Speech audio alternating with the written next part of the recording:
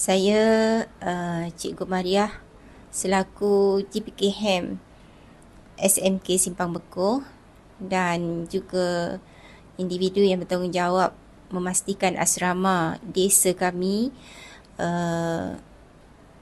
berjalan dengan lancar. Saya mengharapkan daripada pertandingan ini, asrama bukan sahaja menjadi tempat tinggal tetapi adalah tempat untuk anak-anak kita berjaya membawa perubahan diri, seterusnya berjaya dalam akademik, juga sahsiah dalam kehidupan.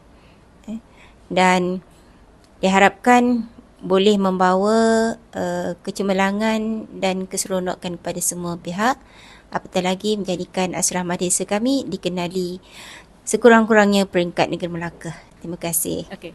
Assalamualaikum warahmatullahi taala wabarakatuh. Okey, saya Puan Salina binti Wahid, penyelia asrama SMK Simpang Bekoh.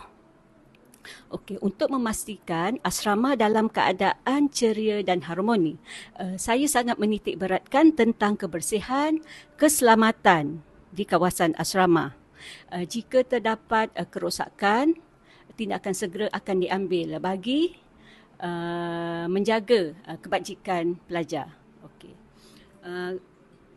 Untuk tandas, bagi tandas, dom, dewan makan, bilik belajar, saya akan pastikan ia sentiasa dalam keadaan selamat, baik, ceria dan pelajar merasa gembira lah berada di asrama ni. Rasanya itu sajalah.